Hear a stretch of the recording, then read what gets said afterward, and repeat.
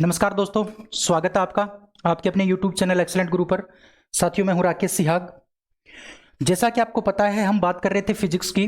Physics हम पढ़ रहे हैं और फिजिक्स में हमने अभी जो पिछला टॉपिक पढ़ा था वो पढ़ा था हमने कार्यवृत्त के बारे में पढ़ा था। बड़ा अच्छा कंसेप्ट मैंने आपको देने की कोशिश की थी। उम्मीद करता हूं आपने पिछली क्लास अच्छे से देखी होगी और उसके आपने नोट्स भी बनाए होंगे। अगर आपने नोट्स नहीं बनाए हैं तो साथियों, मैं बार बार बोलता हूं, नोट्स बना लीजिए, क्योंकि आपके बहुत काम की चीज़ है। खुद के बनाए हुए जो नोट्स हैं वो अच्छे से याद हो जाते हैं, रिवाइज करने में कम टाइम लगता है। इसलिए बिल्कुल भी आपको कोताही नहीं करनी है नोट्स बनाने में। एक बार आपको लिखने में थोड़ा जोर आएगा, लेकिन उसके बाद आपको पढ़ने में बड़ा इंटरेस्ट आएगा। ठीक है, तो आज की जो क्लास है बेसिकली उसी को हम आगे बढ़ाते हैं। हमारा जो आज का टॉपिक होने वाला है उसमें हम पढ़ेंगे शक्ति यानी पावर के बारे में और ऊर्जा यानी एनर्जी के बारे में। ये जो मैं आपको करवा रहा हूं ये गति का ही टॉपिक है, यानी गति में डायरेक्ट इनडायरेक्ट किसी न किसी रूप में, डायरेक्ट या इनडायरेक्ट किसी न किसी रूप में ये काम आता है गति के अंदर। इसलिए ये जो हमें टॉपिक हैं, जैसे कार्य हो गया, शक्ति हो गया, ऊर्जा हो गया, बल हो गया, इसके बाद आपका वेग हो गया, विस्थापन हो गया, दूरी हो गया, चाल हो गया, ये पढ़ने जरूरी हैं। तो अब हम जो बात करेंगे वो बात करेंगे कि शक्ति क्या है इसके बारे में। चलिए बात करते हैं शक्ति के बारे में। शक्ति, शक्ति का जो दूसरा नाम है वो सामर्थ्य भी है। इसे सामर्थ्य के नाम से भी जाना जाता है। सामर्थ्य, शक्ति या फिर सामर्थ्य यानी पावर, इसके बारे में हमें आज बेसिकली बात करनी है कि शक्ति क्या है, क्या इसके मात्रक हैं, क्या इसकी विमा है। शक्ति के बारे में हमें कुछ बातें इंपॉर्टेंट ध्यान रखनी है जो एग्जाम में डायरेक्ट पूछ ली जाती हैं। सबसे पहले बात आती है कि शक्ति किसे कहते हैं। जैसे मैंने आपको बताया था, कार्य किसे कहते हैं। कार्य कहा जाता है किसको, बल और विस्थापन का जो अदिश गुणनफल होता है उसको कार्य कहते हैं। ये बात मैंने आपको पिछली क्लास में पढ़ाई थी। तो ये शक्ति क्या होता है। शक्ति जो होता है ना, वो कार्य करने की दर होती है। कार्य करने की दर, कार्य करने की जो दर होती है उसे हम क्या कहते हैं, कार्य करने की दर को कहा जाता है शक्ति। जैसे मान लो मैं 100 सेकंड में और बुक का एक पेज पढ़ सकता हूं। मैं 100 सेकंड में बुक का एक पेज पूरा पढ़ सकता हूं। इसका मतलब मेरी शक्ति कितनी हो गई, एक पेज 100 सेकंड में, तो एक पेज 100 सेकंड में, कार्य मैंने किया एक पेज का, और जो कितने सेकंड में किया, 100 सेकंड में, तो ये मेरी क्या हो गई, शक्ति हो गई। तो जो कार्य करने की जो दर होती है उसे हम क्या कहते हैं, शक्ति कहते हैं। अब यहीं से आपका क्या बनेगा, इसका फॉर्मूला बन जाएगा, इसका सूत्र बन जाएगा। सूत्र क्या बनेगा, देखो सूत्र बनेगा शक्ति बराबर, शक्ति या फिर सामर्थ्य बराबर, इसको सामर्थ्य के नाम से भी जाना जाता है। तो शक्ति या सामर्थ्य बराबर क्या हो जाएगा, कार्य और बटे समय। ये मैंने बटा में समय क्यों लगाया, ये बात मैंने आपको पिछली क्लास में भी बताई थी कि जब भी आपको यहां पर आगे दर नाम दिया मिले तो दर का मतलब होता है बटा में समय। तो कार्य बटे समय, इसका क्या हो गया, सूत्र हो गया, इसका फॉर्मूला हो गया। इसी प्रकार से इसको आगे बढ़ाते हैं हम, तो आगे इसको इस प्रकार से लिख सकते हैं, इस पावर को, इस शक्ति को हम P के द्वारा लिख सकते हैं और कार्य को लिख सकते हैं W के द्वारा, वर्क के द्वारा, और समय को हम लिख सकते हैं T के द्वारा। ये इसका क्या हो गया, सूत्र हो गया, ये इसका फॉर्मूला हो गया, P बराबर W बटे T, P बराबर W बटे T। क्लियर है। अब बात आती है कि इसका जो मात्रक है वो क्या होगा, शक्ति का मात्रक क्या होगा। तो मात्रक जो हमें निकालना है ना, वो इससे निकालना पड़ेगा। तो हमें पता होना चाहिए इस W यानी वर्क का मात्रक क्या होता है, वर्क का मात्रक होता है जूल, और समय का मात्रक क्या होता है, सेकंड। ये आपका क्या हो गया, जूल प्रति सेकंड या जूल बटे सेकंड आपका मात्रक हो गया, किसका, शक्ति का। और जूल बटे सेकंड का ही दूसरा नाम है वाट, इसे हम क्या कहते हैं, वाट कहते हैं। तो शक्ति का जो मात्रक होता है वो वाट होता है, और वाट किसको कहा जाता है, वाट कहा जाता है जूल बटे सेकंड को। एक क्वेश्चन आया था साथियों, रीट एग्जाम जो है ना, राजस्थान में जो टीचर की एग्जाम होती है उसको रीट कहा जाता है। तो रीट के अंदर एक क्वेश्चन आया था कि शक्ति होती है, ए ऑप्शन था जूल गुणा सेकंड, बी ऑप्शन था जूल गुणा सेकंड स्क्वायर, सी ऑप्शन था जूल बटे वाट, वाट होती है या वाट होता है। इस प्रकार से क्वेश्चन था जूल बटे सेकंड स्क्वायर, और डी ऑप्शन था जूल बटे सेकंड। इस प्रकार से क्वेश्चन आया था, सेम का सेम ये क्वेश्चन था। तो अब आपको पता होना चाहिए वाट किसको कहा जाता है। वाट कहा जाता है जूल बटे सेकंड, यानी जूल प्रति सेकंड। जूल बटे सेकंड को हम क्या कहते हैं, वाट कहते हैं। तो आपको ऑप्शन नंबर डी क्या हो जाएगा, करेक्ट आंसर हो जाएगा। इस प्रकार से क्वेश्चन पूछे जा सकते हैं आपसे। क्लियर है। तो ये आपको जो मैं बता रहा हूं, ये बड़ी इंपॉर्टेंट बात बता रहा हूं कि जूल बटे सेकंड को हम क्या कहते हैं, वाट कहते हैं। यह शक्ति का क्या हो गया, मात्रक हो गया। कुछ अन्य मात्रक भी हम पढ़ेंगे, लेकिन उससे पहले इसकी विमा पढ़ लेते हैं। विमा, इसकी विमा कैसे निकलेगी। विमा जो निकलेगी वो इसके द्वारा निकलेगी, W बटे टी के द्वारा। W मतलब वृक्क, वृक्क, और वृक्क का जो सूत्र होता है वो क्या होता है, वृक्क का सूत्र होता है बल गुणा विस्थापन, बल गुणा विस्थापन बटे टी का समय आ गया। अब देखो बल की जो विमा है वो आपको निकालनी पड़ेगी। बल की विमा क्या होती है, बल का सूत्र क्या होता है वो आपको पता होना चाहिए। बल का जो सूत्र होता है साथियों वो होता है F बराबर ma। m का मतलब द्रव्यमान, a का मतलब त्वरण। अब फिर आपको त्वरण का सूत्र पता होना चाहिए, वेग बटे समय। फिर आपको वेग का सूत्र पता होना चाहिए, विस्थापन बटे समय। तो इसका मतलब बहुत लंबा चौड़ा हो जाता है, इसलिए आपको इस बल की, कार्य की, ये आपको डायरेक्ट याद रखनी पड़ती है, क्योंकि निकालना इनको क्या है थोड़ा सा लंबा प्रोसेस हो जाता है, इसलिए आपको डायरेक्ट याद करनी पड़ती है इनको। तो बल की जो विमा होती है वो होती है m1L1T-2, m1L1T-2। ये किसकी हो गई, बल की हो गई। और गुणा विस्थापन एक और दे रखा है। विस्थापन का मतलब होता है लेंथ, यानी L की घात 1, ये हो गया विस्थापन का, बटे समय। समय का क्या हो जाएगा, समय का होता है आपका T। तो ये T की घात क्या आ गई, 1, नीचे क्या आ गई T की घात 1। ठीक है। अब इसको आगे बढ़ाएंगे हम, तो क्या करेंगे, देखो ऊपर है आपका m एक बार, तो m1, L1 तो ये रहा और एक ये रहा, कितने हो गए L2, और ऊपर माइनस का 2 बार T तो है ही, और ये भी ऊपर लेके आएंगे, ये जो T1 है ना ये भी ऊपर लेके आएंगे, तो ये भी माइनस का हो जाएगा। तो 2 माइनस ऊपर पहले से थे, एक माइनस और हो गया, तो कितना हो गया T-3। ये आपकी विमा हो गई किसकी, शक्ति की। इस प्रकार से आपको विमा निकालनी पड़ती है। तो आपको डायरेक्ट याद रखनी है शक्ति की, बल की, कार्य की, इनकी, त्वरण की, इनकी कुछ विमा है ना, आप बार बार पढ़ोगे तो आपको याद हो जाएगी, क्योंकि यहां से डायरेक्ट क्वेश्चन पूछ लिया जाता है। क्लियर है बात। चलिए अब हमने अभी पढ़ा कि जो हमारी शक्ति होती है, हमारी जो सामर्थ्य होती है, उस शक्ति का जो मात्रक होता है वो वाट होता है। ये तो इसका SI मात्रक है। ये किस प्रकार का मात्रक है, SI मात्रक, ये इसका SI मात्रक है। लेकिन हमें कुछ अन्य मात्रक भी पढ़ने हैं, इसके कुछ बड़े मात्रक। तो हमें नेक्स्ट हमें जो पढ़ना है वो पढ़ना है अन्य मात्रक। अन्य मात्रक कौन कौन से हैं उनके बारे में बात करते हैं साथियों। इसमें सबसे पहले एक आता है आपका अश्व शक्ति। अश्व शक्ति, अश्व का मतलब हॉर्स, शक्ति का मतलब पावर, यानी HP। अश्व शक्ति का मतलब क्या होता है, HP। तो अश्व शक्ति जो है ना वो भी किसका मात्रक है, वो भी आपका शक्ति का मात्रक है। और अश्व शक्ति के अंदर जो मशीन होती है ना, मशीन, तो मशीन की जो शक्ति होती है उसको किसके अंदर मापा जाता है, अश्व शक्ति में मापा जाता है, उसको वाट के अंदर नहीं मापते। हाँ आपको वाट में मिल सकता है, लेकिन बहुत ज्यादा वाट की अगर कोई मशीन है तो उसके जगह वाट की जगह किसका प्रयोग कर लेते हैं, अश्व शक्ति का प्रयोग कर लेते हैं। क्लियर हुआ कुछ। तो अश्व शक्ति भी आपका क्या है, शक्ति का ही मात्रक है, सामर्थ्य का मात्रक है। अब बात आती है कि जो अश्व शक्ति होती है इसका मान कितना होता है। तो इसका मान साथियों अलग अलग मान है। एक आपकी होती है ब्रिटिश पद्धति, ब्रिटिश पद्धति, और एक आपकी होती है मीट्रिक पद्धति, मीट्रिक पद्धति। तो ब्रिटिश यानी FPS पद्धति, इसको कहा जाता है FPS पद्धति, और इसको कहा जाता है CGS पद्धति। तो जो FPS पद्धति में इसका जो मान होता है वो होता है 746 वाट।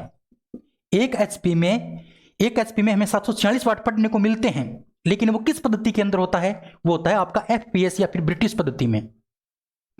तो रेलवे में ये क्वेश्चन भी पूछा गया था कि अश्व शक्ति का मान ब्रिटिश पद्धति में कितना होता है। तो अश्व शक्ति का मान ब्रिटिश यानी FPS पद्धति में 746 वाट होता है, और बेसिकली हम 746 वाट ही पढ़ते हैं। लेकिन एक बात याद रखनी है आपको, ये जो मेट्रिक है या मीट्रिक है, सीजीएस जो पद्धति है, इसके अंदर 746 नहीं होता, इसके अंदर कितना होता है 735.5 वाट। 735.5 वाट आपका मीट्रिक पद्धति में एक अश्व शक्ति के अंदर मान होता है। तो ये दो आंकड़े जो ध्यान रखना है। तो ये क्वेश्चन तो हमें याद रह जाता है 746 वाट, लेकिन ये क्वेश्चन में हमें याद करना पड़ेगा कि 735.5 वाट भी एक अश्व शक्ति का मान होता है, एक एचपी का मान होता है। लेकिन वो किस पद्धति में होता है, वो होता है मीट्रिक यानी सीजीएस पद्धति के अंदर। क्लियर है? ये आपका पहला मात्रक हो गया। इसके बाद अन्य मात्रक में और बात करते हैं दूसरा, तो एक होता है आपका किलोवाट। किलो जो वाट है, किलोवाट भी किसका मात्रक है, किलोवाट भी आपका किसका मात्रक है, शक्ति का या सामर्थ्य का मात्रक है, पावर का मात्रक है। और किलोवाट की अगर बात करते हैं तो किलोवाट में यानी 1 किलोवाट में कितने वाट होते हैं, तो 1 किलोवाट में जो वाट होते हैं साथियों वो होते हैं 1000 वाट। 1 किलोवाट में कितने वाट होते हैं, 1000 वाट होते हैं। यह आंकड़ा भी आपको याद रखना है। इसी प्रकार से तीसरा जो मात्रक है वो है मेगावाट। क्या है आपका, मेगावाट। मेगा का मतलब मैंने आपको बताया था 10 की घातें मैंने आपको पढ़ाई थी, और मेगा का मतलब होता है 10 की घात 6, 10 की घात 6 वाट। तो 1 मेगावाट में कितने वाट होते हैं, 10 की घात 6 वाट होते हैं। तो मेगावाट, किलोवाट, अश्व शक्ति, वाट, ये सारे के सारे किसके मात्रक हो गए, ये सारे के सारे आपके मात्रक हो गए शक्ति के, सामर्थ्य के, पावर के। क्लियर है बात? ये कुछ बातें आपको याद रखनी थी। अब इसके अलावा कुछ बातें आपको और याद रखनी, पहले इसका स्क्रीनशॉट आप ले लीजिए, फिर मैं आपको इंपॉर्टेंट बातें बताता हूं, फैक्ट बताता हूं शक्ति के बारे में। चलिए स्क्रीनशॉट इसका ले लीजिए। ले लिया? बिल्कुल। अब कुछ फैक्ट हमें पढ़ने हैं जहां से क्वेश्चन आने की संभावना है, क्योंकि ये जो क्वेश्चन है ना, ये 7वीं 8वीं 9वीं 10वीं की जो एनसीईआरटी की जो किताब है उसमें दे रखे हैं ये, है ना। तो इसलिए हमें ये पढ़ने जरूरी है, क्योंकि आपकी जो एग्जाम होती है उस एग्जाम के अंदर ज्यादातर जो क्वेश्चन आते हैं ना, वो 6ठी से लेके 10वीं तक की जो बुक होती है एनसीईआरटी की, वहीं से क्वेश्चन पूछे जाते हैं। तो उसमें जो दे रखा है ना वो हमें पढ़ना जरूरी है। अब कुछ फैक्ट हमें याद रखने हैं, और फैक्ट क्या याद रखना है कि आपका जो शरीर होता है, सामान्य शरीर यानी सामान्य जो मनुष्य होता है, सामान्य मनुष्य की जो शक्ति होती है, सामान्य मनुष्य की जो शक्ति होती है वो कितनी होती है। एक सामान्य मनुष्य की जो शक्ति होती है वो होती है 0.05 एचपी से लेके 0.10 एचपी तक। यानी कोई ज्यादा शक्तिशाली है तो उसमें 0.10 एचपी मिल जाएगी, और जो कम शक्तिशाली है उसमें कितनी मिल जाएगी, 0.05 एचपी। लेकिन एक साधारण मनुष्य की, एक सामान्य मनुष्य की जो शक्ति होती है उसका मान, उसकी रेंज, उसकी प्रास आपको ध्यान रखनी है। उसकी रेंज कितनी है, 0.05 एचपी से लेके 0.10 एचपी तक।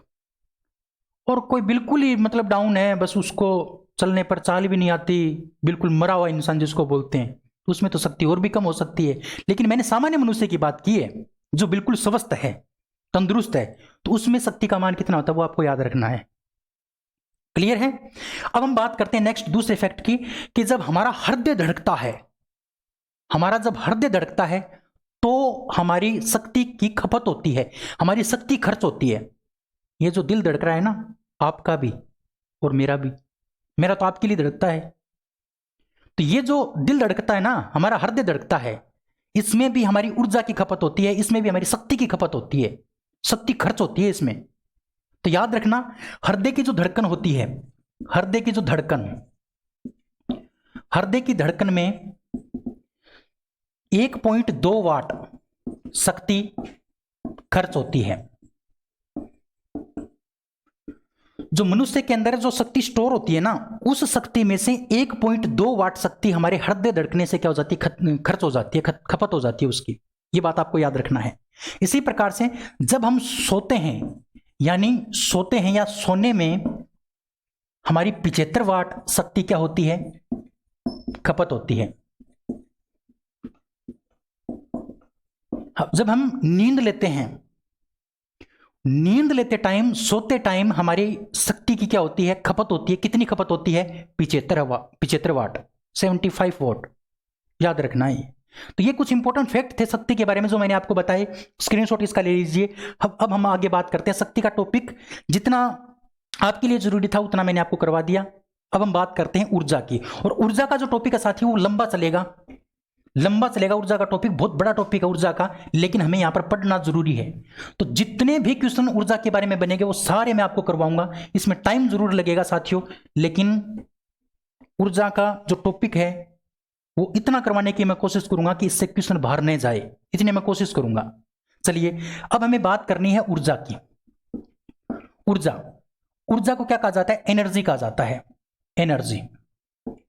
ऊर्जा होती क्या है? जैसे मैंने आपको बताया, शक्ति किसे कहते हैं? शक्ति किसे कहा जाता है? शक्ति कहा जाता है कार्य करने की दर को। कार्य करने की दर को क्या कहा जाता है? शक्ति कहा जाता है। लेकिन हम बात करते हैं ऊर्जा की, तो ऊर्जा की परिभाषा क्या हो जाएगी? ऊर्जा की डेफिनेशन क्या हो जाएगी? कार्य करने की क्षमता। कार्य करने की क्षमता क्या कहलाती है? आपकी ऊर्जा कहलाती है। कार्य करने की दर शक्ति, कार्य करने की क्षमता क्या होती है? क्षमता, ऊर्जा। दर जो होती है ना कार्य करने की, वो तो होती है शक्ति, और क्षमता जो होती है ना वो क्या होती है? आपकी ऊर्जा होती है। अब दर और क्षमता में अंतर क्या है? देखो, दर का मतलब होता है समय। यानी ये मान लो कि एक बुक है और उस बुक का मैं एक पेज 100 सेकंड में पढ़ता हूं, एक बुक का पेज मैं 100 सेकंड में पढ़ता हूं, तो ये मेरी दर है, मतलब ये मेरी शक्ति है। लेकिन मैं किसी की किताब को पढ़ सकता हूं या नहीं पढ़ सकता, मैं किसी बुक को पढ़ सकता हूं या नहीं पढ़ सकता, ये किसके ऊपर डिपेंड करेगा? ये मेरी क्षमता पर डिपेंड करेगा, मेरी क्षमता है या नहीं उसको पढ़ने की। तो उस क्षमता को क्या कहते हैं? उसको कहते हैं ऊर्जा। तो अगर मैं किसी बुक को पढ़ लूंगा तो मेरे अंदर ऊर्जा है, अगर नहीं पढ़ पाऊंगा तो मेरे अंदर ऊर्जा नहीं है। लेकिन मैं उस किताब का एक पेज 100 सेकंड में पढ़ देता हूं, तो वो मेरी क्या हो गई? शक्ति हो गई। जब समय आ जाता है काम में तो शक्ति, और जब काम करने की जो क्षमता होती है उसको हम क्या कहते हैं? ऊर्जा कहते हैं। उम्मीद आप से मैं कर सकता हूं कि जो इसमें अंतर था, माइनर अंतर, बिल्कुल छोटा सा अंतर जो मैंने आपको बताने की कोशिश की है, वो समझ में आपको आया होगा। कार्य करने की क्षमता को हम क्या कहते हैं? ऊर्जा कहते हैं। अब हमें बात याद रखनी है कि हमारा जो ऊर्जा जो होती है ना, ऊर्जा जो होती है वो कार्य के बराबर होती है। ये इन दोनों के अंदर क्या होता है? संबंध होता है। ये संबंध बड़ा इंपॉर्टेंट है, ये आपको याद रखना है। कार्य और ऊर्जा में क्या संबंध होता है? कार्य और ऊर्जा दोनों एक मां के बच्चे हैं। कार्य और ऊर्जा दोनों एक मां के बच्चे हैं। ये जो बच्चा है ना, ये बच्चा, ये है अदृश्य, ये है अदृश्य, जो दिखाई नहीं देता। सपनों का राजा है, ये दिखाई नहीं देता ये। लेकिन ये जो बच्चा है ये दृश्य है, ये विजिबल है। और ये जो आपका ऊर्जा है ना, ऊर्जा, ये अनविजिबल है, ये दिखाई नहीं देता। और कार्य जो है वो क्या है? आपका विजिबल यानी दृश्य है। क्लियर है बात? तो ऊर्जा और कार्य में संबंध क्या है? ये दोनों आपस में बराबर होते हैं। ऊर्जा आपकी अदृश्य होता है और कार्य आपका दृश्य होता है। लेकिन ध्यान रखना, जब भी बात करते हैं ऊर्जा और कार्य की, तो ऊर्जा का जो प्रभाव है वो किसके रूप में दिखता है? कार्य के रूप में दिखता है। ये बात भी आपको याद रखनी है कि ऊर्जा का प्रभाव किसके रूप में दिखेगा? ऊर्जा का प्रभाव कार्य के रूप में दिखेगा। जैसे मान लो मैं किसी किताब को पढ़ सकता हूं, ये मेरी ऊर्जा है, और मैं उस किताब को पढ़ दूंगा तो मैंने क्या कर दिया? काम कर दिया। तो जो मेरी ऊर्जा थी वो किस में चली गई? कार्य में चली गई। तो ऊर्जा हमें नहीं दिखाई दी। अब आप बताओ मेरे को, देखिए बता सकते हो मैं किताब पढ़ सकता हूं या नहीं पढ़ सकता? नहीं बता सकते। लेकिन मैंने आपके सामने प्रूफ करके दिखा दिया कि मैंने ये किताब पढ़ दी, तो मेरे अंदर जो ऊर्जा थी वो किसके अंदर चली गई? कार्य में चली गई, कार्य में रूपांतरित हो गई। तो ऊर्जा का जो प्रभाव है वो किसके अंदर दिखाई देगा? वो देगा कार्य के अंदर। यानी कहने का मतलब, इस बात को इस प्रकार से लिख सकते हो कि ऊर्जा का प्रभाव कार्य के रूप में प्रदर्शित होता है, दिखाई देता है, प्रदर्शित होता है। अरे बाबा, ये मान सकते हो आप कि ये ऊर्जा जो है ना, ये अदृश्य, दिखाई नहीं देता। लेकिन ये ऊर्जा किसके रूप में दिखाई देती है? कार्य के रूप में। ऊर्जा हमें डायरेक्ट दिखाई नहीं देती, लेकिन दिखाई देती है कब? जब वो कार्य में बदल जाए, क्योंकि कार्य क्या है? आपका दृश्य है। क्लियर है बात? समझ में आया होगा? ये बात इंपॉर्टेंट थी जो मैंने आपको बताई। क्लियर है? अब हम बात करते हैं ऊर्जा के बारे में। नेक्स्ट, ऊर्जा की अगर हम बात करते हैं तो अब हम बात करते हैं ऊर्जा के मात्रक की। ऊर्जा के मात्रक की, ये मैं मिटा देता हूं, स्क्रीनशॉट आपने इसका ले लिया होगा। अब हम बात करते हैं ऊर्जा के मात्रक की। तो ऊर्जा का जो मात्रक होता है वो कार्य के समान ही होता है, क्योंकि ऊर्जा और कार्य एक जैसे हैं। ऊर्जा ही तो कार्य है, कार्य ही तो ऊर्जा है। इसका मतलब ऊर्जा व कार्य के मात्रक क्या होते हैं? समान होते हैं। ऊर्जा व कार्य के मात्रक समान होते हैं। यानी कहने का मतलब ऊर्जा का जो मात्रक हो जाएगा वो क्या हो जाएगा? जो कार्य का मात्रक होता है वही आपका क्या होता है? ऊर्जा का मात्रक होता है। और कार्य का मात्रक क्या होता है? जूल। तो इस ऊर्जा का मात्रक भी क्या हो जाएगा? आपका जूल हो जाएगा। यह आपका पहला मात्रक है। दूसरा मात्रक, कार्य का मात्रक अर्ग भी होता है, तो ऊर्जा का मात्रक क्या हो जाएगा? अर्ग भी हो जाएगा। क्लियर है? कार्य का मात्रक जूल भी होता है, अर्ग भी होता है, और यही मात्रक किसके हो जाएंगे? यही मात्रक आपके हो जाएंगे ऊर्जा के, क्योंकि कार्य ही तो ऊर्जा है, ऊर्जा ही तो कार्य है। क्लियर है बातें? अब देखिए, ये तो हमारे हो गए कार्य से संबंधित जो हमारे मात्रक थे वो। इसके अलावा हमारी जो ऊर्जा है, ऊर्जा, उसके पास खुद का खजाना भी है। उसके पास खुद का खजाना भी है। और खुद का खजाना है क्या? वही हमें याद रखना है। यानी इसके पास, ये मान लो कि हमारे घर की जो बूढ़ी दादी होती है वही है ये ऊर्जा। बूढ़ी दादी क्या करती है? बूढ़ी दादी हमें दिखाती कुछ और है और उसके पास होता कुछ और है। कहने का मतलब ये हुआ कि मान लो दादी के पास 2000 रुपए है ना, दादी क्या करेगी? उस 2000 में से 500 रुपए अलग रखेगी और 1500 रुपए अलग रखेगी। वो उसके पास रहते हैं हमेशा स्टोर, मतलब वो छुपा के रखती है। तो ये जो हमारी ऊर्जा है ना, ये एक प्रकार की हमारे घर की बूढ़ी दादी है। इसके पास भी कुछ अलग से क्या है? छुपाया हुआ माल है। और वो छुपाया हुआ माल क्या है? इसके मात्रक। यानी कहने का मतलब इसके अन्य मात्रक, इसके अन्य मात्रक। अन्य मात्रक कौन कौन से हैं वो भी आपको याद रखना है। एक नंबर जूल हो गया, अर्ग हो गया।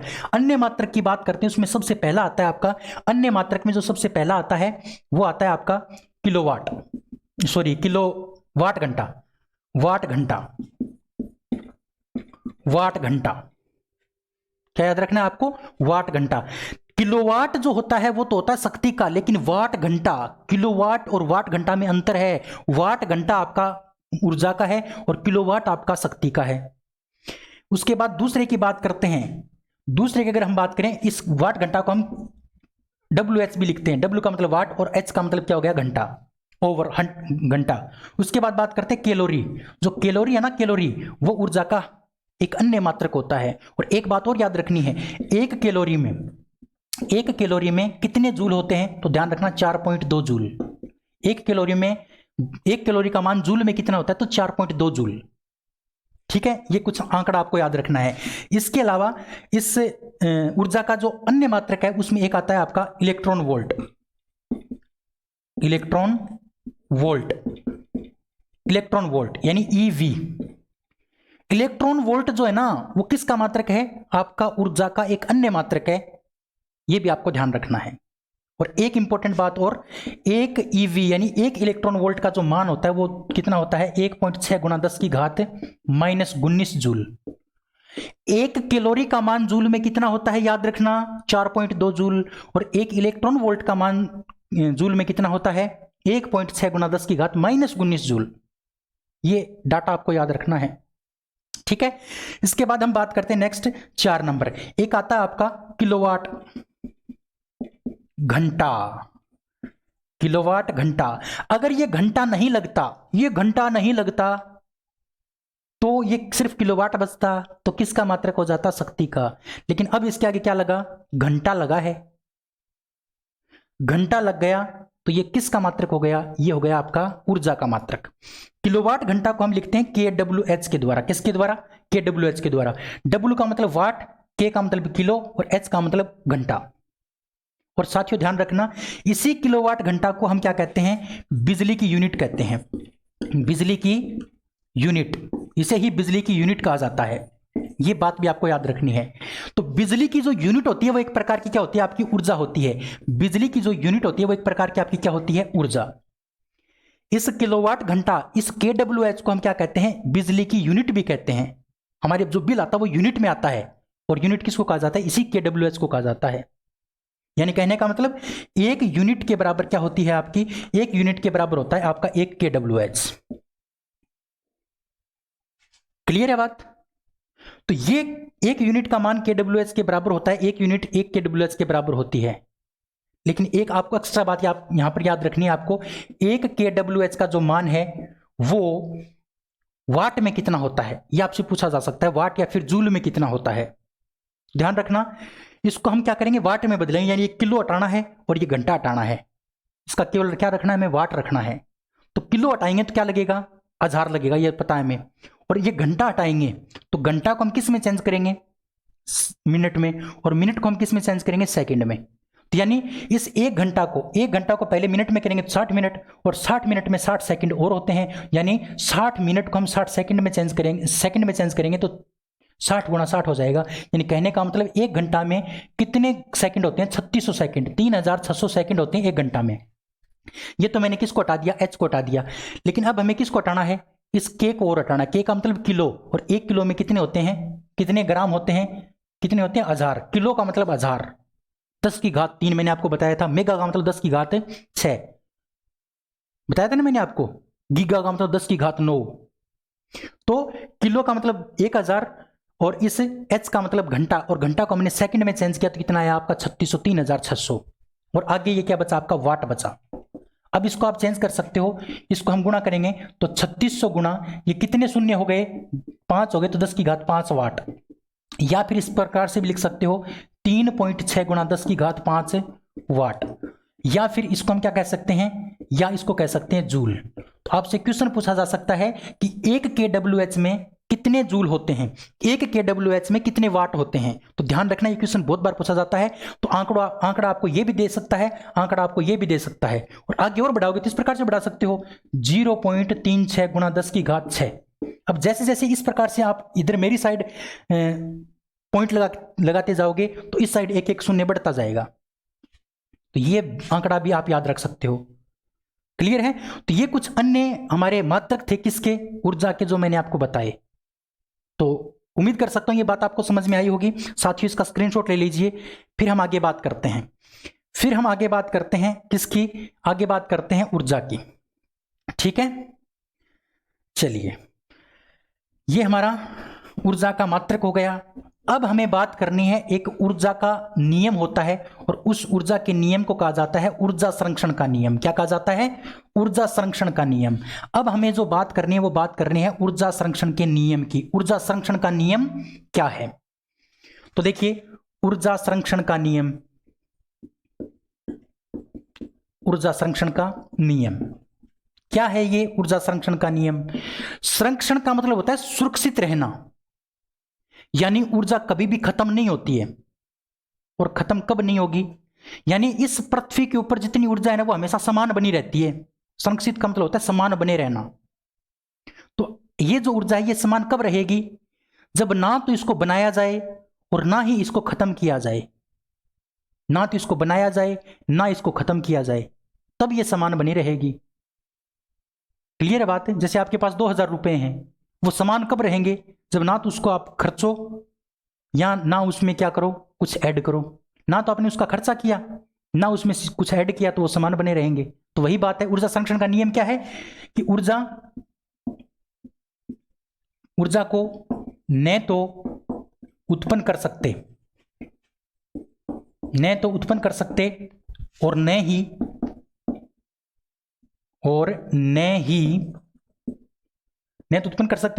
नष्ट कर सकते। न तो इसको उत्पन्न कर सकते हैं न ही नष्ट कर सकते हैं, यानी जितनी ऊर्जा है वो संरक्षित रहेगी, वो हमेशा उतनी रहेगी। तो न तो इसको नष्ट कर सकते, न इसको क्या कर सकते, बना सकते। इसका मतलब इसको हम क्या कर सकते हैं, एक रूप से दूसरे रूप में चेंज कर सकते हैं।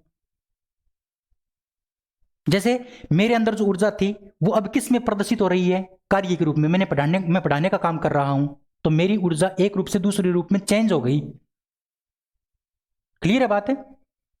तो कहने का मतलब यह हुआ कि ऊर्जा को न तो उत्पन्न कर सकते हैं न ही नष्ट कर सकते हैं, उसे केवल एक रूप से दूसरे रूप में बदल सकते हैं, यानी उसका रूपांतरण हो सकता है। ऊर्जा का रूपांतरण हो सकता है। ऊर्जा का जो रूपांतरण होता है वो संभव होता है। उसको न तो बना सकते हैं, न नष्ट कर सकते हैं, उसका रूपांतरण कर सकते हैं हम। अर्थात ऊर्जा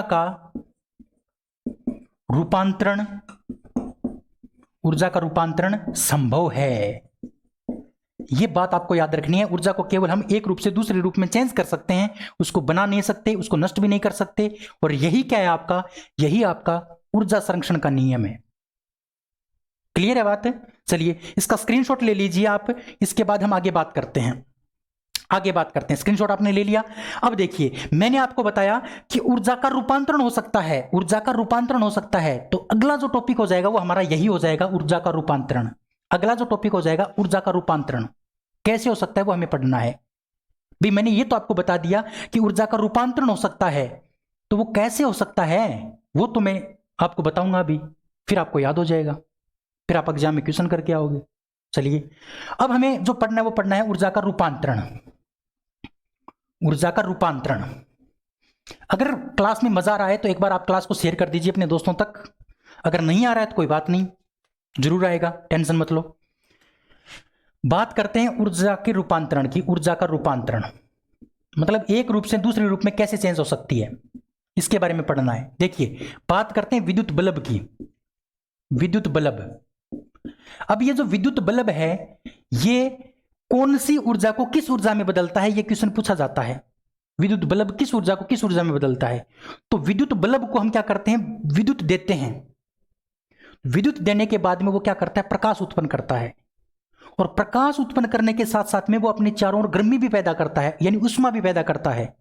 तो कहने का मतलब ये हुआ कि जो विद्युत बल्ब है वो विद्युत ऊर्जा को किस में चेंज कर देता है? विद्युत ऊर्जा को चेंज कर देता है आपका प्रकाश व ऊष्मा ऊर्जा। प्रकाश व ऊष्मा ऊर्जा में क्या कर देता है, चेंज कर देता है विद्युत बल्ब। किसको? विद्युत ऊर्जा को। जब विद्युत को हम क्या देंगे, विद्युत देंगे, हम करंट देंगे, तो वो किस में चेंज हो जाएगा? प्रकाश में। और प्रकाश और ऊष्मा में, तो इसमें जो प्रकाश होता है वो अधिक होता है, ये अधिक होता है, और ये क्या होता है, कम होता है। इसी प्रकार से दूसरा हमें याद रखना है विद्युत हीटर की बात करते हैं तो हीटर को भी हम क्या करते हैं, धारा देते हैं, करंट देते हैं, लाइट देते हैं। कहने का मतलब उसको क्या देते हैं, विद्युत देते हैं हम। ये भी क्या करता है, विद्युत ऊर्जा को चेंज कर देता है। किसके अंदर? ऊष्मा ऊर्जा व प्रकाश ऊर्जा में। इसमें जो ऊष्मा होती है वो क्या होती है, अधिक। ऊष्मा इसमें अधिक होती है और इसमें प्रकाश क्या होता है, कम होता है। जैसे आपने हीटर को जलते हुए देखा होगा, वो गर्मी तो बहुत ज्यादा देता है लेकिन प्रकाश थोड़ा कम देता है, बिल्कुल ही कम देता है। हमें बस दिखता है कि ये लाल लाल मतलब हीटर है वो काम कर रहा है अपना, उसकी जो जाली होती है वो हमें दिखाई देती है लाल रंग की। इसका मतलब उसने प्रकाश तो उत्पन्न किया लेकिन बहुत कम किया, लेकिन उसने ऊष्मा बहुत ज्यादा दी, तो ऊष्मा पहले प्रकाश बाद में। क्लियर है बात? इसी प्रकार से आपको जो तीसरा याद रखना है वो याद रखना है आपको विद्युत प्रेस या केतली। विद्युत प्रेस या विद्युत केतली, इसी प्रकार से निमज्जन छड़ क्या होती है, पानी गर्म करने की जो रोड होती है उसको निमज्जन छड़ कहते हैं। निमज्जन छड़ हो गई। इसी प्रकार से आपका फ्यूज हो गया, विद्युत फ्यूज। ये क्या करते हैं, देखो प्रेस को भी आप विद्युत देते हो, केतली को भी विद्युत देते हो, निमज्जन छड़ को भी आप विद्युत देते हो और फ्यूज को भी विद्युत मिलती है। लेकिन ये क्या करते हैं, विद्युत ऊर्जा को चेंज किसके अंदर करते हैं, ये बड़ी इंपॉर्टेंट बात है, ध्यान रखना। विद्युत प्रेस, केतली, निमज्जन छड़ और फ्यूज ये विद्युत ऊर्जा को चेंज कर देते हैं ऊष्मा के अंदर। किस में कर देते हैं, ऊष्मा ऊर्जा में चेंज कर देते हैं। ये इसका रूपांतरण हो गया। क्लियर है बात? तो ये क्वेश्चन डायरेक्ट पूछे जाते हैं कि निमज्जन छड़ किस ऊर्जा को किस ऊर्जा में परिवर्तित करती है। तो निमज्जन छड़ विद्युत ऊर्जा को ऊष्मा ऊर्जा में क्या करती है, परिवर्तित करती है। अब देखो बात करते हैं 4 नंबर। नेक्स्ट हमें जो बात करनी है वो बात करनी है डायनमो की। डायनमो का मतलब होता है जनरेटर आपने देखा होगा। अब देखो इस बात को समझो, जनरेटर को हम क्या करते हैं, स्टार्ट करते हैं, चालू करते हैं, तो उसको इस प्रकार से हमें घुमाना पड़ता है। इस प्रकार से क्या करना पड़ता है, घुमाना पड़ता है। मतलब हमने उसके ऊपर काम किया है, और काम करने की जो ऊर्जा होती है ना उसको कहा जाता है यांत्रिक ऊर्जा। क्या कहते हैं, यांत्रिक ऊर्जा। हमने जनरेटर को चालू करने के लिए उसके ऊपर क्या किया, काम किया, यानी उसके ऊपर हमने क्या करी, यांत्रिक ऊर्जा उसको प्रदान की। यानी ये क्या करेगा, उसको हमने दी तो कौन सी ऊर्जा है, यांत्रिक ऊर्जा। उसको हमने यांत्रिक ऊर्जा तो दी है, लेकिन वो यांत्रिक ऊर्जा को किस ऊर्जा में चेंज कर देगा, वो देखो। जैसे ही हम जनरेटर को इस प्रकार से घुमाते हैं तो उसके बाद क्या होती है, ऊर्जा उत्पन्न होती है। कौन सी ऊर्जा, विद्युत, लाइट उत्पन्न होती है। तो ये क्या करता है, यांत्रिक ऊर्जा को विद्युत ऊर्जा में चेंज कर देता है, विद्युत ऊर्जा में। क्लियर है बात। इसी प्रकार से बात करते हैं 5 नंबर मोटर की, विद्युत मोटर की बात करते हैं। अब देखो, मोटर हमारे पंखे में लगी होती है, तो पंखे को चालू करने के लिए क्या करते हैं, पंखे को चालू करने के बाद, पंखे को चालू करने के बाद मतलब उसमें धारा प्रवाहित करने के बाद वो विद्युत धारा किस में चेंज हो जाती है, यांत्रिक ऊर्जा में। मतलब वो पंखा काम करने लगता है अपना, और पंखे का काम क्या होता है, घूमना। तो मोटर ने क्या किया, मोटर ने विद्युत ऊर्जा को, मोटर ने विद्युत ऊर्जा को किस में चेंज कर दिया, मोटर ने विद्युत ऊर्जा को चेंज कर दिया यांत्रिक ऊर्जा में। किसमें, यांत्रिक ऊर्जा में। जो डायनेमो होता है, जो आपका जनरेटर होता है, वो तो यांत्रिक ऊर्जा को विद्युत ऊर्जा में चेंज करता है, लेकिन आपकी जो मोटर होती है वो विद्युत ऊर्जा को किस में चेंज करती है, यांत्रिक ऊर्जा में। ये एक दूसरे के क्या होते हैं, विपरीत होते हैं, एक दूसरे के वो ऑपोजिट होते हैं, ये मोटर और जनरेटर।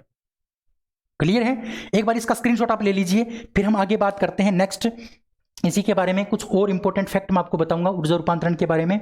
चलिए इसका आप स्क्रीनशॉट एक बार ले लीजिए। अब हमें बात करनी है नेक्स्ट, लाउड स्पीकर। 5 हमने कर लिए, अब हम बात करते हैं 6 नंबर। हमारा जो 6 नंबर है वो है loud speaker. Loud speaker 6 number, loud speaker. Loud speaker क्या करता है वो देखो। लाउड स्पीकर की बात करते हैं तो लाउड स्पीकर को हम क्या करते हैं, धारा देते हैं, मतलब उसमें क्या करते हैं, विद्युत प्रवाहित करते हैं। उसमें विद्युत हम देते हैं तो वो क्या करता है, उस विद्युत ऊर्जा को किस में चेंज कर देता है, विद्युत ऊर्जा को चेंज कर देता है ध्वनि ऊर्जा में। वो क्या करने लगता है, आवाज करने लगता है धारा देने के बाद। तो इसने विद्युत को किस में चेंज कर दिया, ध्वनि ऊर्जा में चेंज कर दिया। इसी प्रकार से बात करते हैं 7 नंबर, माइक्रोफोन। माइक्रोफोन, माइक्रोफोन की बात करते हैं तो माइक्रोफोन जिसको अंदर हम बोलते हैं हेलो हेलो हेलो इस प्रकार से, वो माइक्रोफोन। तो उस माइक्रोफोन में हमने क्या किया, उसमें हमने ध्वनि ऊर्जा दी। उसमें हमने क्या किया, ध्वनि ऊर्जा दी। और वो ध्वनि ऊर्जा उस तार के द्वारा कहां जाती है, हमारे एम्पलीफायर में जाती है, उस एम्पलीफायर में जाती है। मतलब ये हमारा क्या था, माइक्रोफोन था, इसके आगे तार जुड़ा था। तो यहां से हमने इस प्रकार से बोला हेलो हेलो हेलो। अब ये जो ध्वनि ऊर्जा थी वो इस तार के माध्यम से तार के अंदर गई और तार में उसका क्या हो गया, विद्युत ऊर्जा में रूपांतरण हो गया। अब वो विद्युत के माध्यम से कहां जाएगी, एम्पलीफायर में जाएगी।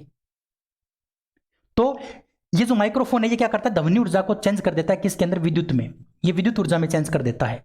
तो लाउड स्पीकर और माइक्रोफोन एक दूसरे के विपरीत हैं, जैसे मोटर और जनरेटर एक दूसरे के विपरीत हैं, उसी प्रकार से। नेक्स्ट हम जो बात करते हैं 8 नंबर, वो बात करते हैं मोमबत्ती की। मोमबत्ती, मोमबत्ती क्या करती है, मोमबत्ती जो ये मोमबत्ती है मान लो, ये किसकी बनी होती है, मोम की बनी होती है। और मोम एक रासायनिक पदार्थ है, और रासायनिक पदार्थ के अंदर कौन सी ऊर्जा होगी, रासायनिक ऊर्जा होगी। रासायनिक पदार्थ में रासायनिक ऊर्जा होगी। तो मोमबत्ती क्या करती है, रासायनिक जो ऊर्जा होती है, केमिकल जो एनर्जी होती है, उस रासायनिक ऊर्जा को चेंज कर देती है किसके अंदर, प्रकाश ऊर्जा में। जब हम मोमबत्ती को जलाते हैं तो उसकी रासायनिक ऊर्जा किस में चेंज हो जाती है, प्रकाश में चेंज हो जाती है। इसी प्रकार से नेक्स्ट हम बात करते हैं 9 नंबर, बात करते हैं प्रकाश संश्लेषण की। प्रकाश संश्लेषण की जो क्रिया है, इसके द्वारा पौधे अपना क्या करते हैं, भोजन बनाते हैं। क्या करते हैं, पौधे अपना भोजन बनाते हैं। तो प्रकाश संश्लेषण की क्रिया में होता क्या है, पौधे की जो पत्तियां होती हैं वो प्रकाश को ग्रहण करती हैं, प्रकाश को ग्रहण करती हैं, मतलब उसने प्रकाश ऊर्जा को ग्रहण किया। उसके अंदर कौन सी ऊर्जा है, प्रकाश ऊर्जा। तो ये प्रकाश संश्लेषण की जो क्रिया होती है, इसमें प्रकाश ऊर्जा, इसमें जो प्रकाश ऊर्जा है वो चेंज किसके अंदर हो जाती है, प्रकाश ऊर्जा चेंज हो जाती है आपकी रासायनिक ऊर्जा में, रासायनिक ऊर्जा में। अब ये रासायनिक ऊर्जा में कैसे चेंज होती है वो देखो, कि जैसे ही पौधे की पत्ती के ऊपर सूर्य का प्रकाश पड़ता है तो पौधे के अंदर पहले से CO2 मौजूद होती है। पौधे के अंदर पहले से CO2 मौजूद होती है। पौधे के अंदर क्या होती है, CO2, और पौधे के अंदर क्या होता है, H2। ये दोनों क्या करने लगते हैं, क्रिया करने लगते हैं आपस में, रासायनिक अभिक्रिया, केमिकल रिएक्शन करने लगते हैं। और ये क्रिया करने के बाद क्या कर देते हैं, भोजन का निर्माण कर देते हैं। तो हुआ, प्रकाश संश्लेषण की क्रिया में पौधे ने प्रकाश ऊर्जा को ग्रहण किया और उस प्रकाश ऊर्जा के कारण उस प्रकाश ऊर्जा को किस में चेंज कर दिया, रासायनिक ऊर्जा में। ये आपस में क्रिया करके भोजन का निर्माण कर देते हैं, यानी रासायनिक क्रिया हो गई। तो जो प्रकाश संश्लेषण की क्रिया है उसमें प्रकाश ऊर्जा चेंज हो जाती है किसके अंदर, रासायनिक ऊर्जा में। इसी प्रकार से 10 नंबर बात करते हैं किसकी, 10 नंबर बात करते हैं हम पाचन की। पाचन, डाइजेस्टिव जो सिस्टम होता है पाचन। तो डाइजेशन में क्या होता है, डाइजेशन हमारे शरीर में हम कुछ भी खाएंगे, मान लो हमने सेब खा लिया, तो जाने के बाद में वो पचना स्टार्ट होगा। जैसे ही हमारी छोटी आंत में जाता है तो छोटी आंत में कुछ केमिकल प्राप्त होते हैं, छोटी आंत को यकृत से प्राप्त हो गया, लीवर यानी यकृत लीवर, छोटी आंत की जो अंदर की दीवार होती है वहां से प्राप्त हो गया, आमाशय से प्राप्त हो गया, अग्न्याशय से प्राप्त हो गया, यहां से कुछ उसको रस प्राप्त होते हैं। और वो रस किस फॉर्म में होते हैं, रासायनिक फॉर्म में होते हैं, यानी वो केमिकल फॉर्म में होते हैं, वो एक प्रकार का केमिकल है। तो कहने का मतलब पाचन में क्या होता है, जो रासायनिक ऊर्जा थी हमारे शरीर में, जो रासायनिक ऊर्जा थी वो रासायनिक ऊर्जा किसके अंदर चेंज हो गई, वो हो गई शारीरिक ऊर्जा में चेंज, शारीरिक ऊर्जा में। यानी जैसे ही हमारा पाचन हो जाएगा कंप्लीट तो हमारे शरीर में ताकत आ जाती है, यानी उसमें क्या आ जाती है, शारीरिक ऊर्जा उत्पन्न हो जाती है हमारे शरीर में। तो पाचन में क्या होता है, रासायनिक ऊर्जा किस में चेंज हो जाती है, शारीरिक ऊर्जा में चेंज हो जाती है। इसी प्रकार से बात करते हैं 11 नंबर, सौर सेल। सौर सेल, सौर सेल की अगर बात करें, सौर सेल जो प्रकाश के माध्यम से चलता है, सौर सेल आपने देखा होगा। तो सौर सेल क्या करता है, प्रकाश को ग्रहण करता है, प्रकाश ऊर्जा को ग्रहण करता है और ये चेंज कर देता है किसके अंदर, विद्युत ऊर्जा में। किसके अंदर, विद्युत ऊर्जा में। ये क्या करता है, प्रकाश ऊर्जा को किस में चेंज करता है, विद्युत ऊर्जा में। क्लियर है बात है, इसका स्क्रीनशॉट आप ले लीजिए, फिर हम आगे बात करते हैं। नेक्स्ट बात करते हैं, एक और रह गया आपका, वो अभी मैं आपको बता देता हूं। चलिए, स्क्रीनशॉट आपने ले लिया होगा। नेक्स्ट है हमारा 12 नंबर। यहां से क्वेश्चन बहुत ज्यादा देखने को मिलते हैं, बड़ा इंपॉर्टेंट टॉपिक मैं आपको करवा रहा हूं। 12 नंबर बात करते हैं विद्युत सेल की। सौर सेल की बात कर ली, अब हमें बात करनी है विद्युत सेल की। तो और विद्युत सेल जो होते हैं वो दो प्रकार के होते हैं, एक होता है आपका प्राथमिक सेल, प्राइमरी सेल, और एक होता है आपका द्वितीयक सेल यानी सेकेंडरी सेल, द्वितीयक सेल। एक आपका प्राथमिक सेल यानी प्राइमरी सेल, एक आपका द्वितीयक सेल यानी सेकेंडरी सेल। दो प्रकार के सेल होते हैं विद्युत सेल। तो ये जो प्राथमिक सेल होता है ये क्या हो सकता है, इसको बार बार चार्ज किया जा सकता है, इसको हम बार बार चार्ज कर सकते हैं।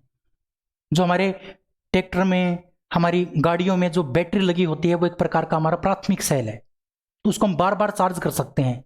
तो चार्ज करेंगे तो हमने कौन सी ऊर्जा दी उसको, जैसे हम चार्ज करेंगे उसको, तो चार्ज करने के बाद में हमने क्या किया, चार्ज करने के बाद में हमने जो ऊर्जा दी है साथियों वो दी है विद्युत। लेकिन विद्युत जैसे ही देंगे तो उस बैटरी के अंदर क्या भरा होता है, H2SO4 भरा होता है, सल्फ्यूरिक अम्ल। तो वो एक प्रकार का रासायनिक पदार्थ है।